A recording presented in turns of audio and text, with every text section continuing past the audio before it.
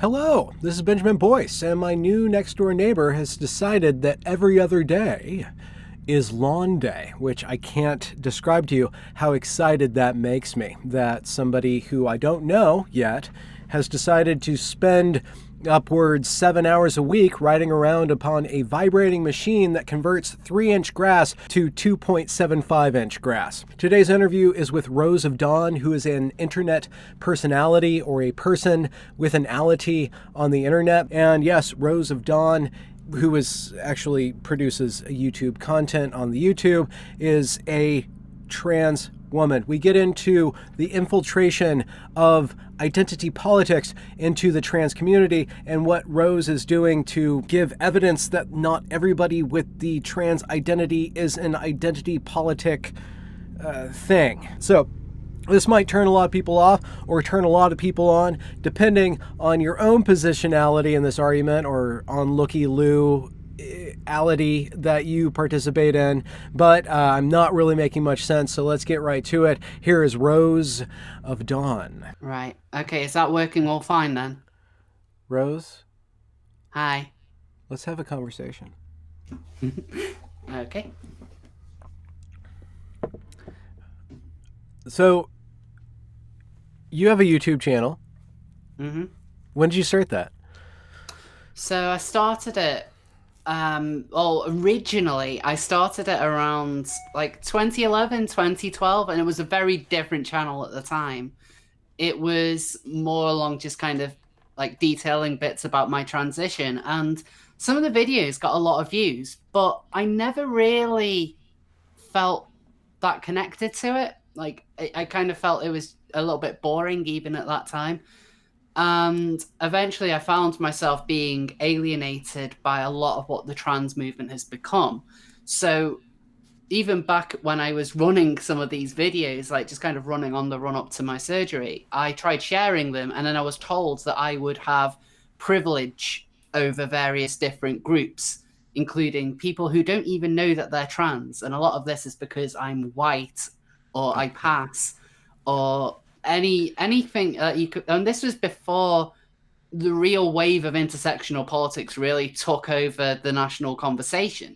Like it was happening in the trans and queer communities years ago, and I faced a lot of this backlash from some of my videos for very petty reasons, and I stopped.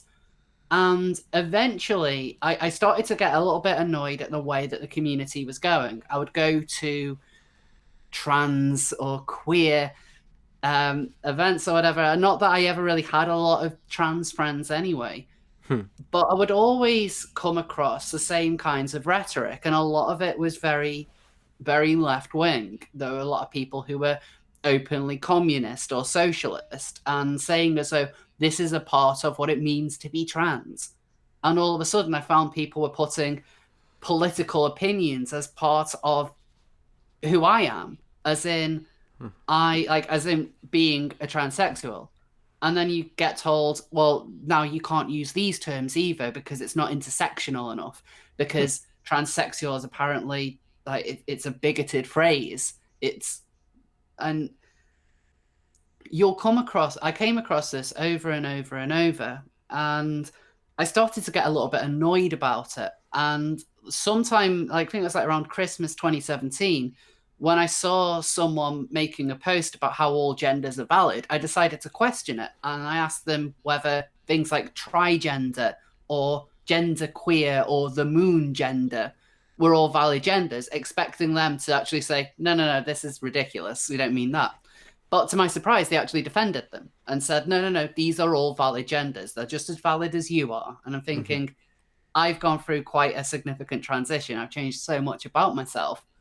How am I the same as that? And that was when I really kind of thought, I've got friends who are like kind of in the queer circle, so to speak, but I can't stay quiet about this anymore.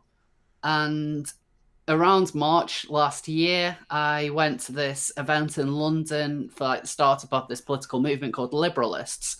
And Carl Benjamin, Sargon of Akkad, was there, and I got chatting to him. And afterwards, I kind of made me just give the final push in thinking I've got to start my channel and actually have to have a bit of a voice. And I didn't intend my channel to just be about trans issues. I actually wanted to talk about trans issues as a springboard to talking more about what my own actual political beliefs are. But I found that a lot of people started listening to what I was saying, and including people I would generally have a lot of disagreement with. And that made me feel like maybe I have something real to add here. Maybe this is something which I feel like I can properly contribute to and change a bit more people's perceptions about what being a transsexual is, and fighting against the politicization Yeah. of effectively what you are. I don't believe that the personal is political. I think that the idea of you are a particular kind of person, you should therefore hold particular views, it is bigoted almost, because it goes under the presumption that you are a certain way, so you must think a certain way. Yeah. And it completely ignores the idea that we are all individuals. Instead, they address everything as a collective. And with the trans community, more than any other any part of like the whole identity politics movement, it's something which has really taken over, like more to the extent than what you would find in like the gay community or any like it's to the similar level of like Black Lives Matter, but Why do you more. think that is? Why do you think that IDPOL is, or the trans community was susceptible to the infiltration of identity politics? Because these are vulnerable people. These are people who, particularly 10 years ago when trans issues weren't as widely known as they are now. I mean, now you can't escape from them. But years ago, it was a lot more of a fringe thing. If you looked in newspapers, you would either see like a glamorous transsexual woman just being like, oh my God, I can't believe she used to be a man. Or it would just be a trucker in a bad wig holding a pint of Tetleys. And so a lot of people kind of felt alienated by what they saw, and so they would kind of band together. Now, queer movements have generally been left wing, and they have been since they really started in like the 60s and the 70s. I've been reading a couple of books on like queer theory to get a better understanding as to how this all came about. Yeah. And so you have a lot of these radical political activists who are already within these circles, and then you have trans people kind of gravitating towards them. They then make it out as though you are oppressed. Nobody outside of nobody outside of us is going to care, is going to accept you the way that we will. We are your family now. We are your chosen family. Mm-hmm. And that's a very hard thing to run away from. Were you resistant to that from the get-go? And what do you think about your personality made you resist or resistant to that? So I have always been fairly resistant to it, because until I moved to London and kind of got a bit involved within the queer community, I did virtually the entirety of my transition by myself. When I was in university, I came out as a transsexual woman. I started my transition, and I lost a lot of friends through doing this. In particular, most of the people who I grew up with now have nothing to do with me because they are embarrassed about me. Still. And yeah, still. How long ago did you transition? I started my transition 2010. Okay, so it's been a while then. Yeah. Okay. So I found myself alone a lot of the time. Now, if I was in one of these spaces, if it was now where I could just go on Tumblr or anything, or any of these like queer activist blogs, I would find it very easy to kind of get sucked in by the people who now say that they care. But at the time, I didn't know a lot about any of that kind of stuff. And so eventually I did, barring one or two other people, I did almost the entirety of my transition by myself. And I think that built a lot of what my own beliefs are, in that I think that I put a lot of weight into being an individual and actually kind of working for yourself.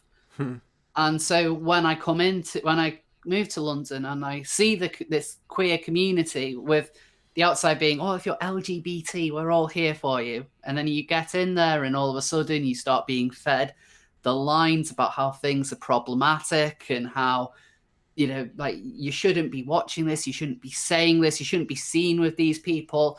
There were Antifa flags, and this was years before Antifa became the big known brand that they are now.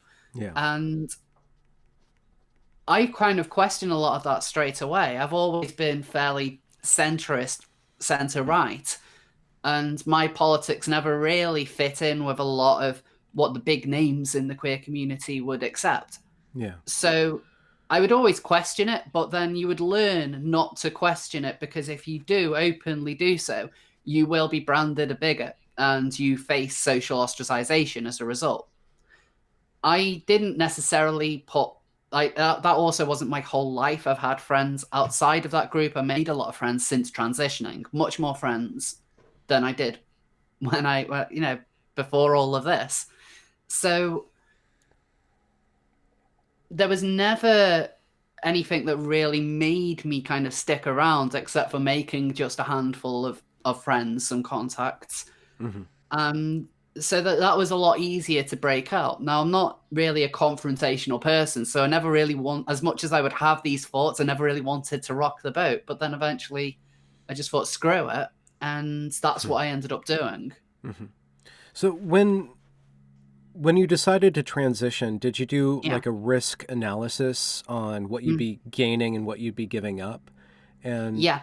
And if you did, could you just walk us through that and how you resolved to go along that path of transition? Yeah. Okay. So I came out whilst I was in university, and I had to really think about what my friends would be thinking, but more importantly, my family, because at the time they were giving me a bit of financial support. And so I had to think about what potential results could I get from transitioning. Would I just look like one of these truckers that I would see in the tabloids? And that was something which I really wanted to avoid, because I didn't want anyone to see me in that way. But eventually you hit a wall, and you just think, I've got to do something about this now, otherwise I don't know what the hell I'm going to do. So I was aware that there could be like a downside to this, but any kind of positive just I felt far outweighed it, like any negatives. And that goes for every stage of the transition, from initially taking hormones to having various surgeries. Like, you kind of weigh it up, but even when you think about the negatives, it doesn't stop you from doing it. So you just think, well, I have to do this. Otherwise, I don't know what will happen. So, like, coming out to people was particularly hard because a lot of people didn't understand. There was a lot of people who told me that, well, why couldn't I just be gay? Like, I had a particularly difficult time with my parents. I won't go into too much detail because it's quite personal, although our relationship is now much better than it ever has been. But there was a very rocky time at one point, where things got quite bad. But ultimately it's something which I needed to do. And I think a lot of people who are very critical of trans people like myself who transition, they don't quite understand that this is a need for us to do in order to really function in society. But on top of that, you then have the current narrative from the trans community, which is, well, you don't need dysphoria to be trans. You can just say that you're trans and that's it. And we're all valid. Every single one of us. It doesn't matter whether you are a man or a woman or every single gender, or your gender is fire, because these are all apparently legitimate genders. And that was the thing which I really kind of got annoyed at, because I thought, well, I had to do all this. Like, in a way, if I didn't have to do it, I wouldn't have done it. Like, it has made my life more difficult in some ways. So then why are these people doing it? And why are they the ones that are pushing to say, actually, no, this isn't a medical condition. This is this is a choice. This is just a personality, but let's just make it sound much more valid than it is. Why do you think that way of thinking has gained so much ground? And have you thought about what's behind that? Because it doesn't seem to stand up to scrutiny, that everything is valid except for that which says one thing is valid and one thing is not valid. So that's the one thing that receives all the invalidation, is the Yeah. ability to distinguish between what is valid and what's not valid. So it just doesn't seem tenable. If everything is valid, then that it doesn't really follow through. But there's so much energy and passion in that. Yeah, so I think one of the big pushes, particularly from the trans community, is that it comes down to the progressive stack, I think. So the idea that different identities, different parts of who you are, the more kind of oppressed that you are, the more of a say you get in intersectional communities. And with being trans, that is the one step up on the stack that now everyone can earn, because you don't have to do anything with it. When it comes to things like sex or race, you don't identify into either of those. You are born in those ways. When it comes to sexuality, sure, you can fake it, but not a lot of people will go the whole way with that. Being trans, you can transition and not have a transition. You can say that you are something, and that's about it. So that gives you like more of like a talking stick. So Okay. you can say that you are, you Oppressed. are oppressed. Yeah. And the more obscure your gender is, the higher your place on the stack. I think a lot of gender critical people kind of misunderstand when they think that trans women somehow have the top spot in all of this. And that's actually not true, because we are seen as having privilege because at least people recognize our gender. Whereas if you are genderqueer or omnigender or something like that, that's not a gender that anyone has heard of. Mostly because it's bullshit, but also because Yeah. you get to say, well, nobody even knows. So I am oppressed because nobody knows about me. Well, the And problem that with is that, such a big appeal. it seems like that will only give you a very short-term amount of power. So you get the talking stick by saying I'm omnigender or this made-up thing, but that only Yeah. gets you an ear. You have to actually go forth and prove that, and the only way to prove that you are every gender or omnigender is to go after people who have a gender. And so you prove yourself. It forces you to be an activist and to go and attack other people to validate that Yeah. talking stick that you have, because there's no other actual reality behind it. It has to have something to be against in order for it to have any sort of validity at all. Therefore, again, it goes back to everything valid. That the whole stance that everything is valid eventually collapses on attacking that which validates, that which has some sort of anchor in an objective, publicly verifiable reality. But that's entirely what identity politics is. It's all about the oppressed v the oppressor. It's entirely based on attacking. You Yeah. have your enemy. You need to go after them with Yeah. everything you can. Yeah. Hence the phrase, the personal is the political. Yeah. Yeah. Because you use that as your weapon. And the trans community is no exception to this. If you look at any other identity politics movement, they all do it. The thing that makes the trans community unique, though, is this is pretty much entirely what they are now known for, and they have been completely co-opted by it. Yeah.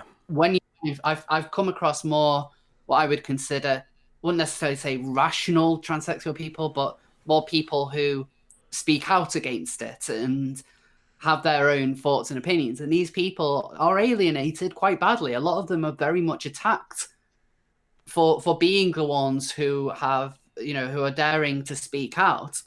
I'm fairly lucky in that I think for a lot of these people, I might have gone under the radar.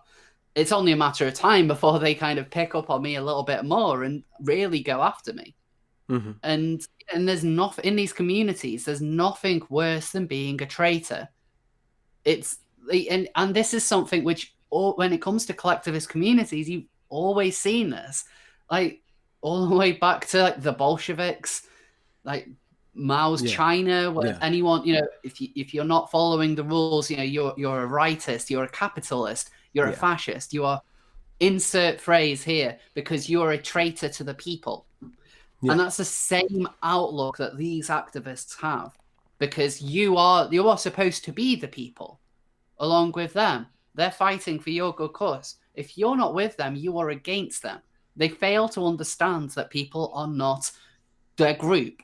Yeah. Everyone is individual. Yeah. And you see it, especially when you look outside of the the trans kind of activist spectrum. When you think of some of the, in the UK at least, some of the biggest named activists, people like Debbie Hayton or Christine Harrison, and they are both quite committed socialists. Like I'm practically a libertarian. I completely disagree with them on a lot of their political stances, and I'm sure that they think the same about me. But we still have similar, we have sometimes similar views, sometimes not so similar views on what being a transsexual person actually is. But we can still at least accept each other. Okay. Yeah. You can engage with each other. Yeah. I mean, we don't, like, it would be a nightmare if it was like, no, you have to be politically pure, otherwise you're worthless to us. Like any of these movements would kind of, like, if we're trying to have more of a debate, especially if we are just being by ourselves, we would fall instantly. So do you think that if one of the memes about the left is that they eat their own, or these Yes. groups, these collectivist groups, eventually just because they don't have any validity outside of being against something, they end up cutting themselves off from everything else, and then they have to eat each other because they're running on being against. So they have to, Yeah. and then they burn out. So Yeah. that being said, is it not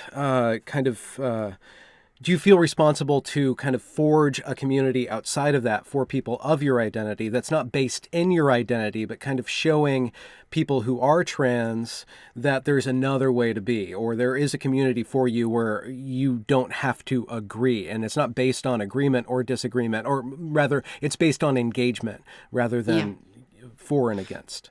Yeah, so someone in a video I did a couple of months ago, someone commented on my video actually mentioning something along those lines, and that it's actually important to have a separate community to it, because if there's only one community, that's the one that everyone's going to gravitate towards, regardless of what their views are, and they will eventually get swallowed up by it. You're right in that there is constant infighting. I mean, it's always been something very prominent on the left. You have the constant revolutions. You always have to have someone to overthrow. Once you got rid of one enemy, you've got to make another. And in the trans community now, that's already happening when you have people like myself who are considered true scum, because we believe that you have to have gender dysphoria in order to be trans. Yeah. So that's already the trans community eating its own there, because once they get rid of us, who is the next group that it's going to be? It might rely back on like biological sex. It might rely on like whether you are gender queer or gender fluid, and one of those is considered more valid than the other. You constantly get those. So if you have a separate community that isn't based on politics, that is just simply a case of, this is what we basically stand for. Mm-hmm. You do not have to. We do not have to agree. We can have disagreements in that. We will not alienate people because they think a bit differently. Yeah. When you see these movements try and prop up whoever does them, there is always there's always an inclination that they will eventually get to that way as well. It seems almost inevitable that. Like I've been involved in a couple of these groups that have tried to start over the last year. I've given up on them now, but they would always start with, some of them would be a bit more middle of the road, eventually leaning a little bit more in the way of trans activist stereotypes. Other ones would be leaning very much in like a gender critical feminist way, where someone will be saying we need to put, like the rad femmes first in one or two instances. And I think that's a very strange thing to base if you base a movement on being somebody else, you should really be basing it on you.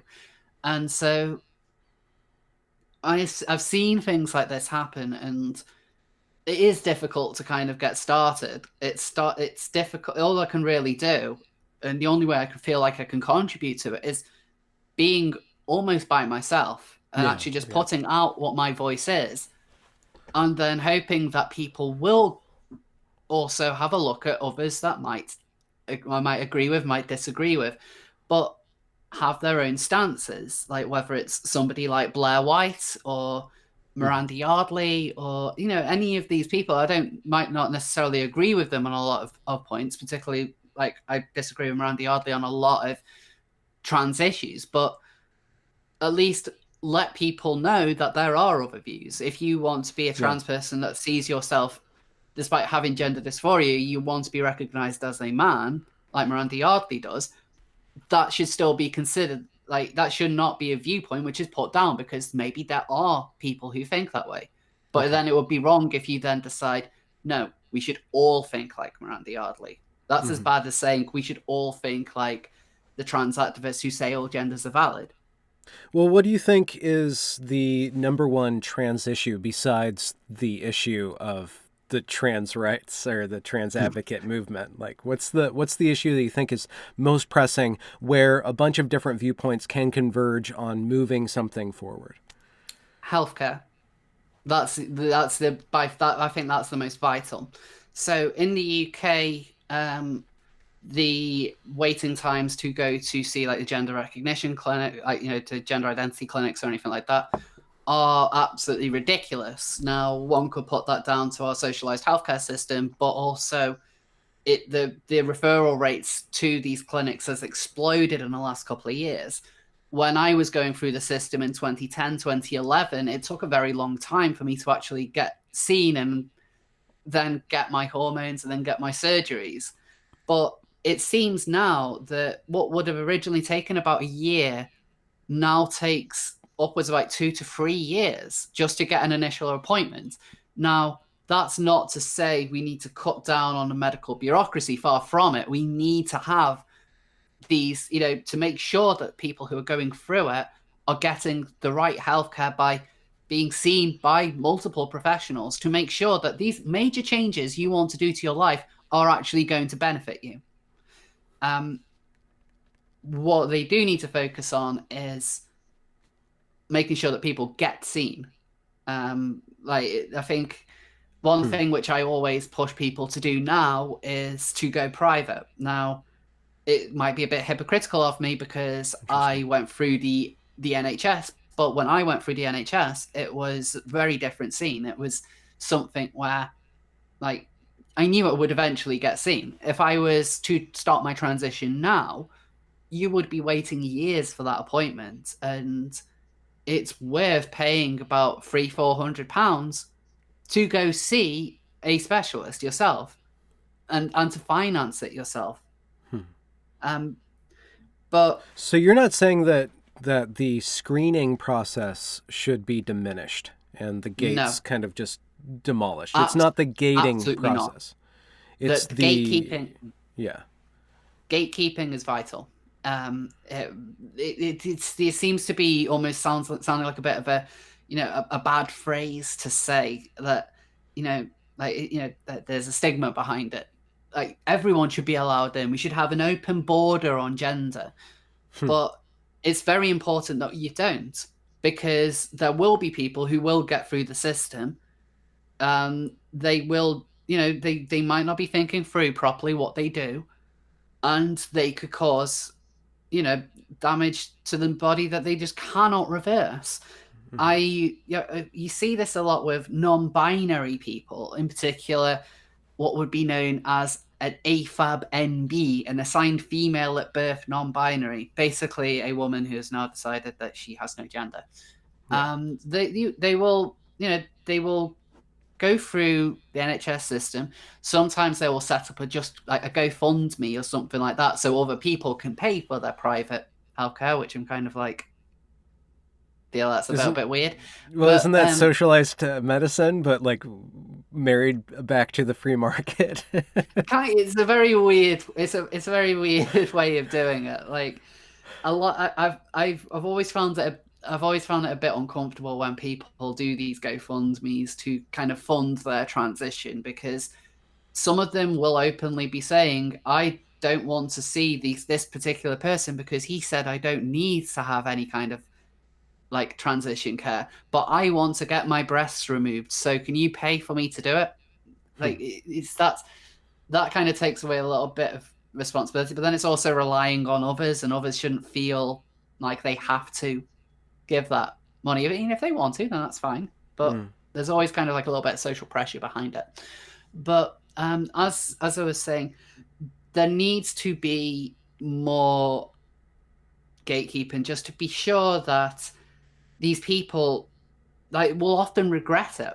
Like when I was saying that they use these GoFundMe, so I've seen people use a GoFundMe, for example, to get an appointment with a gender specialist, be prescribed testosterone, take it for a week, and then go very, very quiet on it. So all up until this time, they would be saying, "I need it to live. I need this testosterone. You know, I don't want to be seen as a boy or a girl. I want to be seen as non-binary. I need this testosterone." They'll take it for a week, and then they will never comment on it again. And like I saw a photo of one of these people, like she's apparently been on it for more than a year, and she still looks like a 12-year-old boy. Like no kind of testosterone. If she's still taking testosterone, it's not done a thing to her at all. And testosterone does do things like grow hair and stuff. Yeah, yeah. So I wonder if expect some change. I wonder if there's a kind of a space for the AFAB NB or the assigned female at birth non-binary that is motivated by almost like a Peter Pan desire to maintain in this androgynous adolescent state. It's not about becoming it goes back to this thought I had about, you know, androgynous. The word itself means male and female. It's this kind of this pre-developmental state. So it's like an elongated adolescent. And I've known young women at a particular point in life in their early 20s who perfectly encapsulate this kind of this bridge between the masculine and feminine, and they have a male kind of energy and engagement with the world with accompanied by a feminine sensitivity and fluidity of movement and beauty. And I wonder if it's kind of this desire to maintain that rather than actually transition. I'm just throwing that out there. I think you've got a bit of a point. I mean, when you look at the way a lot of these people dress, they don't dress in the way that a normal guy would dress. You'll see a lot of waistcoats and dicky bows, and it's almost like this kind of dandy style dress, which isn't in and hasn't been in since like the 1920s, 1930s. And so there is always this kind of like almost youthful look to them. So there is a bit more of they want to preserve a very specific kind of look. And it's always interesting that it's the same look, especially if they are like biologically female. It always does seem to be this, I want to be the boy that didn't grow up. Yeah. Well, Dorian Gray kind of thing. Almost, yeah. Well, kind of using that framework, and then returning to somebody in your position who's male to female, transsexual, did you? And this is one of the interesting aspects of gender dysphoria for me. Just thinking about it intellectually and kind of divorcing it from all the oppression and all the difficulty of the gender dysphoria. But do you want to become a woman, and what is it that you are approaching, and what is the image of the woman that you want to attain, or what is the image of the man that you want to escape? So I don't think it's never really a case of I have an image of like the kind of woman that I want to be seen as. It's more just that I want to be able to go out and people see. Well, it's kind of two-pronged. So I want to be able to look into a mirror and see a woman looking back at me. I want to go out into society and be interacted with and kind of recognized as a woman. And I think I've had some success through that. I've had people say that they are, I've been traveling around the world. Like, for example, I've been to the UAE, where it is actually illegal to be a transsexual because the kind of crime that they look at it as is like a man impersonating a woman. I've been to Dubai and Abu Dhabi, and I was treated like a woman both times. Been to Japan, China, around Europe. I've never kind of had any issues, and so I've Hmm. basically just been treated as a woman. I was treated more like a white woman in a lot of those places, but Hmm. it was, but the kind of thing which I've been wanting is generally what I have, and I've interacted with many people, some of whom are very, very supportive of trans rights and everything, and some people are more critical. But the vast majority of people have been incredibly respectful. Now, are they going to see me as a woman? Some do, some don't. But that's fine. I can't change. I can't force people to think in a particular way. Yeah. But I see it as my role. If I want to be seen by society in a particular way, I need to be putting it out there that this is what I want to be seen as. Hmm. So I dress in a feminine way. I have my hair in a feminine way. I have my breasts. Like Yeah. I've made a lot of changes. And a lot of this is so I can look into the mirror and recognize a woman. But then also I go out and people will recognize a woman as well. What Which about is the why what about the gender critical, I guess, criticism of this, that you are right. fulfilling a gender role, a stereotype? Have you had negative interactions with the gender critical, I guess, theory or their viewpoint? I've had negative interactions with gender critical people. I remember like well, I first went to London Pride in 2011, and I was having a chat there with a friend, and a rad femme saw me, and then marched through the crowd, actually pushed people out of the way just to go up to me into my face and say, "You are not a woman and never will be," and then Hmm. stormed off, which was a really, really weird experience. I've had a couple of snidey comments from radfems. I've been told, like, for example, there's a video where I have like a dress with like a kind of like a low cut on it, and I got criticized saying, well, women wouldn't wear that, or women wouldn't flick their hair, and like, Mm. you know, you're showing your male privilege. I've had snidey comments from both sides. Yeah, yeah. But But I think, beyond the snide comments, like the I essence mean, what of they're, their yes, they're position right, is that they want to preserve female rights. of course. And Sorry, I took it off topic a little bit there. no, that's fine. So I have been, you know, accused of being, you know, just doing this as a stereotype. I'm trying to stereotype femininity, but then I would Mm. say, exactly what stereotype am I embodying? Because I don't think I am. Like I just kind of act the way that I do. Like I Hmm. don't see there being a stereotypical woman because believe it or not, women come in all different shapes and sizes. There's so many. I don't know many women who I could say are completely identical. Hmm. So I don't see how. If I was, if they what they meant was more like a stereotypical kind of like wearing a frock, kind of like this almost idealized image of a woman, then I think that would be a little bit different. But I don't dress as a stereotype. I don't know many stereotypes who'd wear tops like this, Hmm. or have their hair like this, or kind of talk in a way that I do, present in a way that I do. I mean, I always kind of find that a little bit strange, and I'm not trying to appropriate womanhood. I'm just trying to live the way in which I can live. So when you transitioned, was there a level of transition where you worked on your personality and worked on your voice and worked on I guess not in a negative sense, but like the Mhm. presentation, the performance, the theatrical Um, aspect. so certainly with the voice, yes. So I did need to have voice coaching for this. My original voice was awful.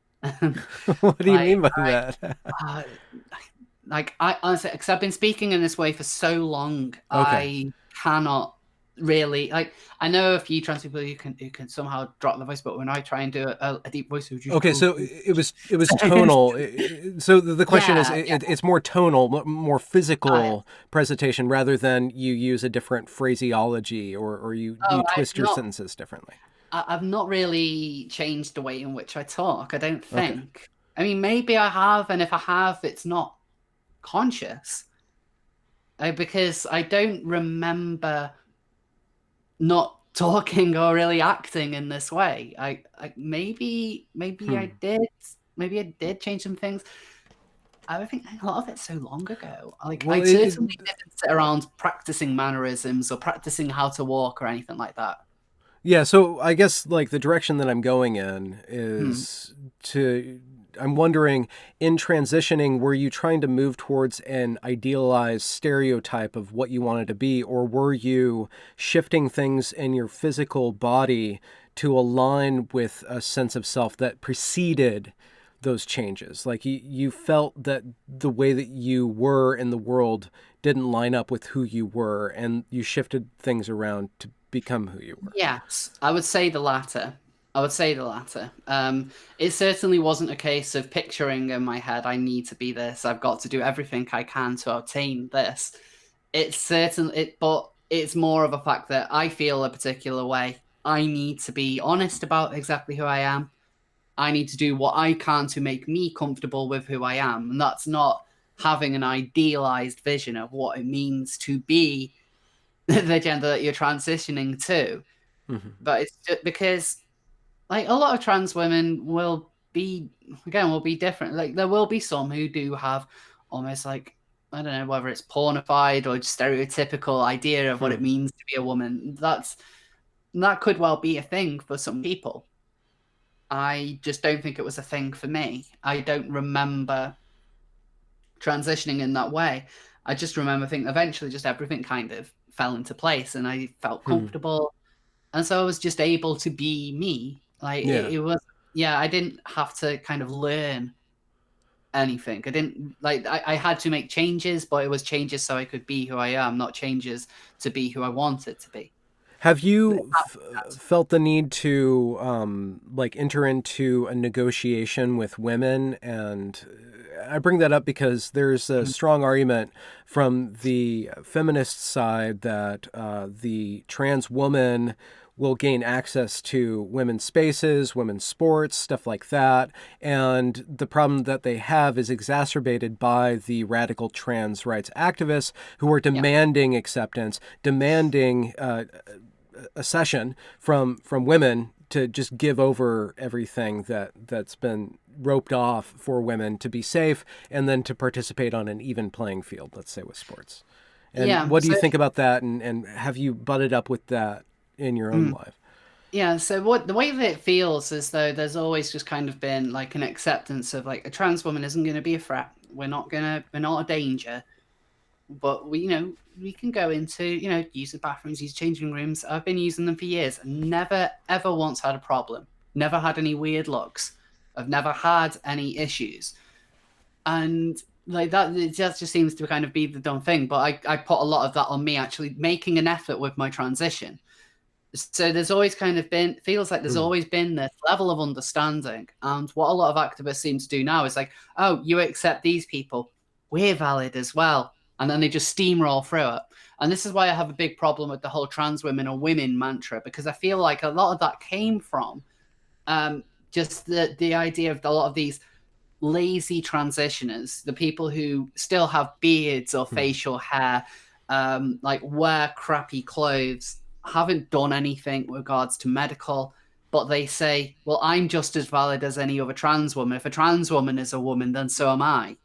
And I think that's where, from my understanding, that's where a lot of this current narrative of trans women or women ultimately came from. It was kind of Hmm. like an infight between between like people like myself and these, whether you want to call them troons or what. Hmm. They would then kind of go down that, and then once they felt like, oh, we've won this fight, they then just kind of barged ahead, and it's like, that we're women now, Huh. don't have to do So anything. do you I guess without that you wouldn't have to specify if you're a trans woman or a woman. But Yeah, because I've never needed to. yeah, you've never needed to. So because you've worked so hard on the Yeah. transition that you're not stuck in that trans part of being a trans woman. Exactly. Hmm. You could basically say that I I have a trans history. Like I have a history where I have A trans transitioned arc. into Huh. being who I am. And so that has never caused me problems. And like all these arguments like, well, trans women shouldn't be going in sports or like women's shortlists or anything, like I have no interest in any of that anyway. So Okay, I yeah. would never be putting myself forward for it. But I think this is like a lot of these problems have been caused by the lazy transitioners, the people who are not putting any time or effort into anything, and they're demanding that society bend the knee because they don't have the individual responsibility to change who they are. Instead, they want everybody else to change around them. Yeah. Now, that is not an individualist way of looking at things. To Well, say everyone else has to take responsibility for yeah. me. How like that makes I find that ludicrous, and I don't get how these people could be happy with that, because surely you need to see yourself as who you are, as well as everyone else. And now you can be a bearded trans woman, like, and there are a couple of them. Like, there's someone on Twitter the other week called Secret Gamer Girl, who's actually just a fat, bald bloke with a beard down to his gut. And there's an activist in the UK called Alex Drummond who says that he is like, redefining what it is to be a woman by having a beard. It's like nobody looks at you thinking that's a woman with a beard. They look at you thinking you're a man in a dress. These are two very different things. And they want to put the responsibility on everyone else and not themselves. Yeah. And that is where a lot of the bad ideas from the trans community have come from, because they don't look after themselves, and I don't see how they're happy with this. Yeah. It eventually, if it's not sparked by a mental illness, it will result in a mental illness, because what you're doing is you want to be royalty for everybody else, but you're not the one who has the power or the divine right. You don't have that right, because if everybody has that right, which is what you're demanding, that everybody identify as they want to identify, but you want to stand out and force everybody else to identify you as the way that you want it either comes from the inability to think, or it results in the inability to think. Yeah, it is. It's entirely putting the responsibility on the collective and completely removing any kind of responsibility from yourself. You can distance it from it because you don't need to do the labor. Everybody else can pick up the slack for you. And this kind of thinking allows dangerous people to get into the community. And this is where the trans community in particular do need to actually answer to what's going on, because they're the ones who have allowed this to happen. Like the biggest example, I don't know whether I should say this person's name because bring it in. Yeah, we know, it's fine. Even Ogre or Augur called out. Yeah, I know, which was fascinating. We can talk about that. Yeah, so Jonathan Yaniv is the perfect example of someone who has been relatively, like, he hasn't done anything special at all in his life. He's constantly, he's sued people. That's kind of special. But he is rarely successful. He made various complaints, various different cases that had never had any kind of weight, and he's tried to inflate himself with his website, Trusted Nerd, but he never got anywhere. He never made a name for himself until he came out as being trans. Yeah. And that's what changed his fortune, because now he can go and demand that beauty salons wax his genitals and can get international news while still remaining anonymous because trans privilege. And then he can have the audacity to send out vile messages about periods and tampons. And then, he's trans. This is what women do, apparently. And then when he's called out for it, he can just say, well, it's just somebody else making it up. No, and you're phobic. You're phobic. Yeah. If you call out my behavior, it's because you're a bigot. Yeah. And that's how he's able to kind of get away with it for so long, because he can effectively corner these women who are thinking, well, if I question this, then am I a bigot? In current year?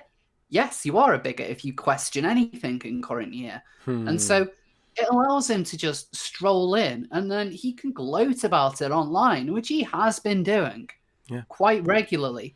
And I eventually did a whole video on the guy's history, because he is a terrifying individual. And I don't know when this is going to end. A lot of people seem to be speculating that, any day the police could be coming in. I'm like, I don't think so.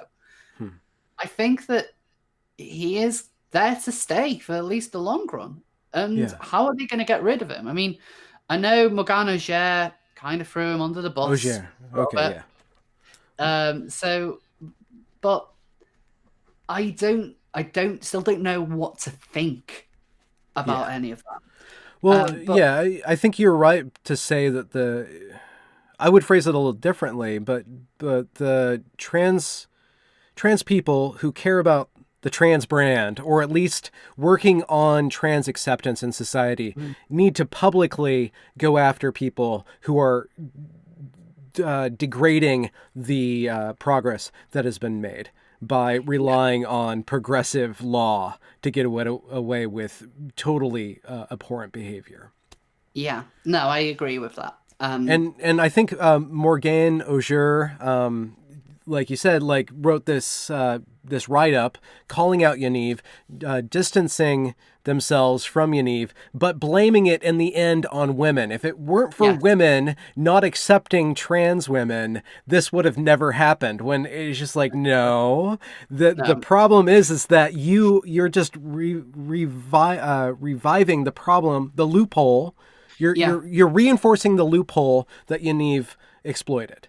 By blaming it on the other people, blaming it on society, blaming it on women, Yeah, and that is the protection that the trans identity can give you, because you can just then say, well, you shouldn't have been so bigoted in the first place, otherwise, we never would have listened. And I thought, no, Yaniv didn't get any criticism because he says he's trans. No, he got criticism, but all the criticism got the criticizer thrown offline, right? No, there's that. Yeah, of course. Yeah, but you know what I mean. It's like his actions was what got criticized, not the fact that he is trans. So the idea that this is all because of anti-trans bigotry or anything like that, it is absolutely false. Auger did. Yeah, I suppose when she's saying that it's the fault of the Radfems, like you said, it's just a way of basically pretending there is no loophole in. So you will get more people. And there is historical people doing this, like a Canadian activist by the name of Stefankny, who transitioned from being a man to a 6-year-old girl and was held up as an example of a progressive example of this is good activism. Oh, like Stefankny is a fetishist. Stefankny has a FetLife account with his mummy and daddy who have sex with him. Yeah, it's entirely a fetish, but that's held up as that's fine. We can have somebody in this who acts incredibly weird. And there's so many different kinds of examples that just you can identify into it, and it allows the loons to take over the asylum. It's not the weirdos that give me pause. I mean, they do at the first, I find somebody making a weird statement or expressing something very weird online or in their life. It's like, okay, that's weird. It's all the celebration around them that really disturbs me. It's like, wait, that's what you're holding up? That's what you guys are lifting up? Like that? Really? Yeah. That's it. They do. All of these weird people get celebrated, and no one actually sits back and, especially in the gay media, they don't ever sit back and think, hold on a second, is it really a good idea for us to promote a 56-year-old man who jokes about tackling 3-year-olds because he wants to be the flower girl at a wedding? No, that's not a good look for anyone.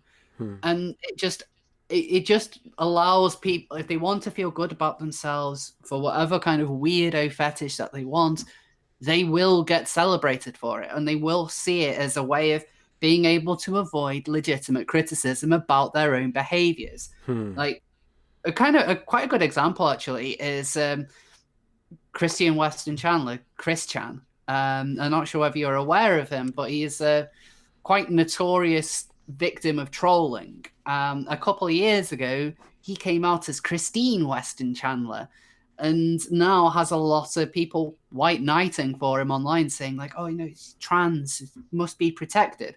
Hmm. But this is someone who is like very high functioning autistic and has kind of had very poor upbringing in terms of Yeah. parents. Like parents did not do a good job at all. There's a lot of like he's Layers. honestly one of the most documented people in history. So you can actually see what his upbringing was like, and he was allowed to just basically become a mess. And so being trans allows him to be able to just be, well, like, kind of escape responsibility, so to speak, and everyone needs to respect it. And so It's opening it up, just there's so many different examples of people yeah. who this window of anyone could be trans has opened up, whether it is people who are clearly mentally ill or have fetishes or are able to use this as a shield or have ways in which they're being protected by the community as a whole simply because of who they are, their big name trans status. There is a clear that whilst I don't like any kind of arguments about privilege or oppression or oppressed or anything, but if you want to use their kind of language, there certainly is a privilege in being trans, and that you get this shield nowadays. You didn't get this 10 years ago. Well, it seems like a temptation, and that's what I wonder when I speak with people like you who resist the temptation of, I have almost a mental disability in a sense. Like there's something in my wiring that's interrupting my being productive in the world. And you investigate that, you figure it out. There's a name for it. There's documented cases. There's a path to resolve this issue. Right. And it's something that you go through and you come to terms with, and then you go through all the work of resolving and using to get to the next level in your life and move on. It seems like there's now a temptation for people to get a lot of instant support and to not really do a lot of work on developing themselves and becoming a master of something other than identity by the whole identity politics. What allowed you to, maybe it was just a timing issue where this wasn't a thing when you went through this, or maybe I can rephrase it. What are some words of advice that you can give to somebody who could be being tempted by the trans identity to not really understand that gender dysphoria is not your definition? It's just one path, something that you need to work through to get to somewhere else. Where it seems like the identity politics wants to keep you in that dysphoria, or somehow conflate that with, like anybody can claim to have this issue. Yeah. So probably the biggest advice that I could give, outside of make sure to get your healthcare sorted out, that's paramount, but to not get involved with the trans community, to stay away and fight that temptation, because there's no reason for you to really stick around. Like, okay, so all you are just people who maybe have the same medical condition, a lot of them won't. Like, just live your life in the way that you can. Don't be influenced by these groups that clearly have an agenda, which they will push heavily. And if you are able to kind of build yourself up and have that responsibility, then you will get more success. You'll get more success out of your transition, because the first couple of years are going to be tough. They're going to be really, really hard. You will look like a mess. You will sound like a mess. You will be stared at. It is not fun. It's not pleasant, but it builds character. Now, if you're in a community that just hugs and kisses you, you have no real motivation to get outside of that first phase, because you can just go back for the hugs, and then you will be told, it doesn't matter whether they're staring at you or anything, because you are valid, because you are this gender, and that gender looks like that. And you don't grow because you're just covered in bubble wrap. But the real world can be cruel, and it can be nice as well. It's it is what it is, and Yeah. you need to face that full on. You need to have that experience. Well, I will say that things that provided you stick with your transition, you get the medical care that you need, you go through it, things will work out in the end. Like, I'm in a much better position than I was at the start of my transition. I have a good job. I have a lot of friends. I lead an interesting life. I've been traveling around the world. I've thanks to my YouTube channel, I've met a lot of very interesting people, a lot of people who I've looked up to for years, and some of them I can now call my friends. And I've been able to achieve a lot because I've put in the time and effort to achieve.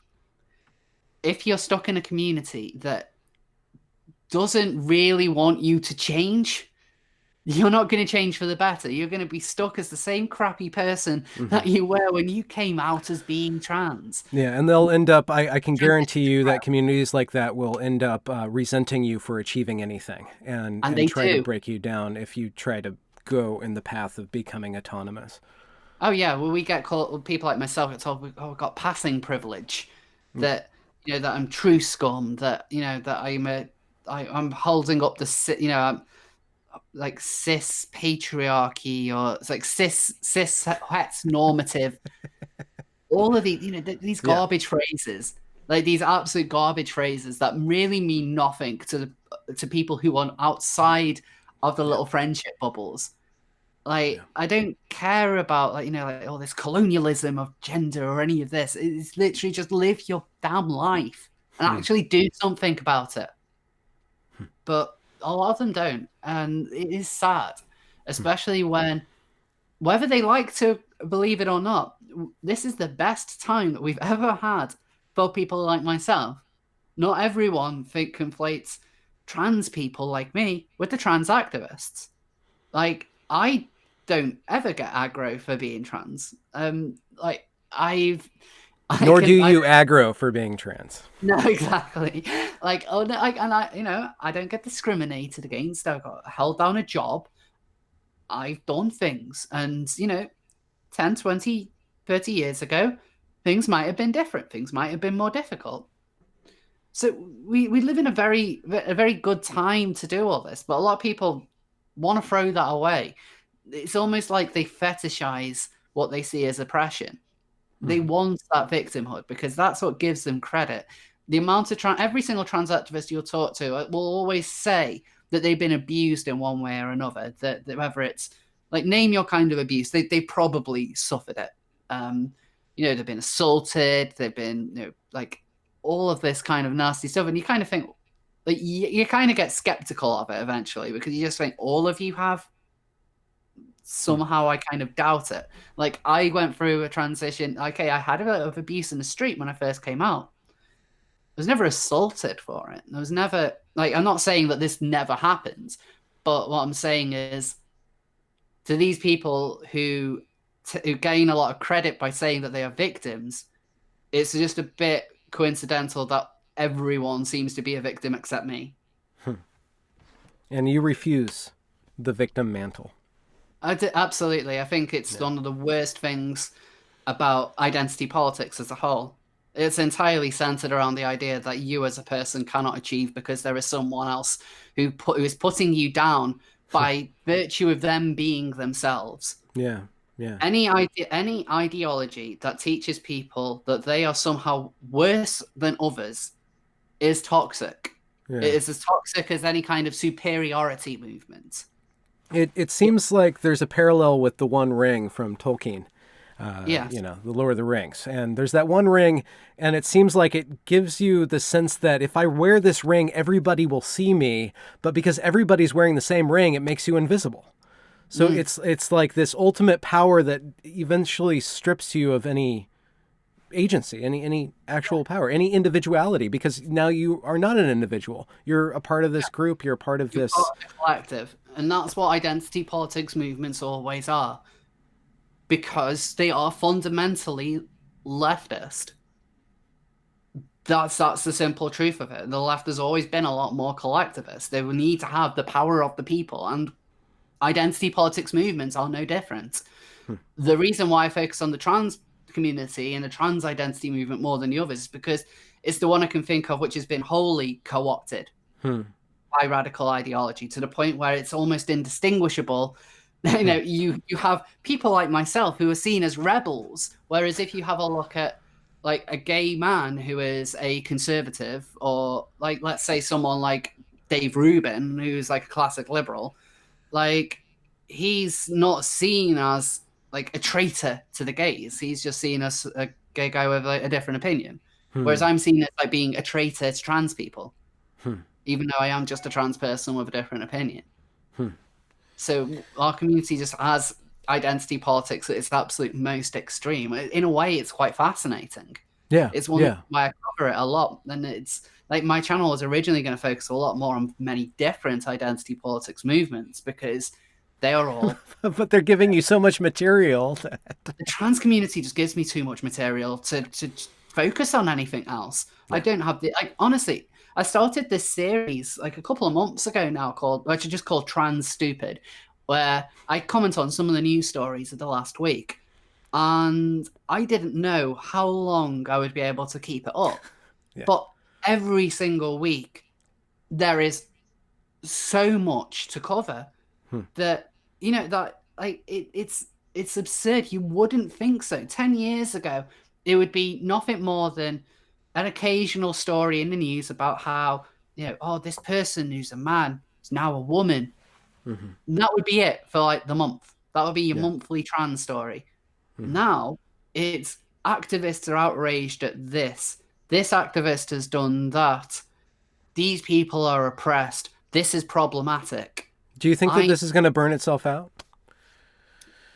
Do you think people just lose the novelty factor of it and stop paying attention to it, and then when they lose their attention, they'll stop acting like people who want attention? I don't know.